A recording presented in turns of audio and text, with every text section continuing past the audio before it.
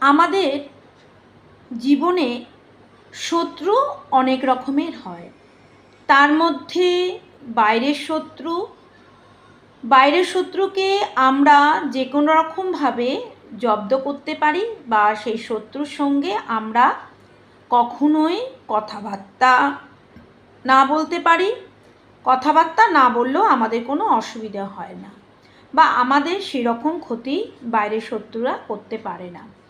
কিন্তু যখন ঘরের শত্রু নিজের রক্তের সম্পর্কিত প্রিয়জনেরা আমাদের শত্রুতা করে আমাদের জীবন একেবারে দুর্বিষহ করে তোলে, তখন আমাদের এতটাই মানসিকভাবে ডিপ্রেশনে আমরা চলে যাই, যেটা আমরা কোনো বাইরের মানুষের সঙ্গে আলোচনা করার মতো আমাদের মানসিকতা থাকে না। এতে করে আমাদের সম্মানহানি হয়।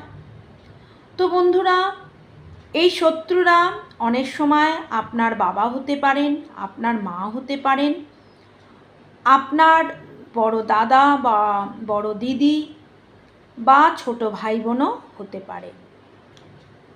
তো বন্ধুরা, আপনার জীবনের শত্রুর জায়গাটা আপনার হরোস্কোপে কিভাবে আপনি দেখবেন বা কিভাবে আপনি বুঝতে পারবেন যে আপনার জীবনে কোন শত্রু আপনার জীবনটা দুর্বিষহ করে তুলেছে।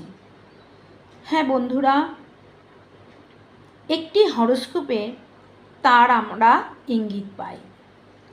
যদি কারো হরোস্কোপে নবম জায়গায় অর্থাৎ ভাগ্য জায়গায় বা পিতার স্থানে যদি রাহু এবং কেতু এই দুটো যে কোনো একটি পাপগ্রহ থাকে, তাহলে জেনে রাখবেন বাবার দ্বারা আপনার ক্ষতি।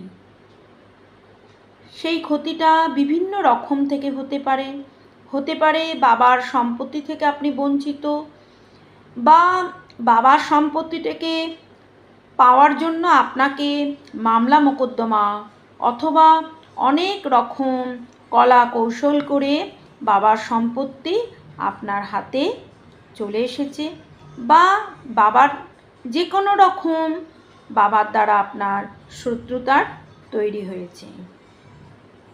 যদি কারো হরোস্কোপে চতুর্থভাবে শনি রাহু কেতু থাকে, তাহলে আপনার মাতৃ দ্বারা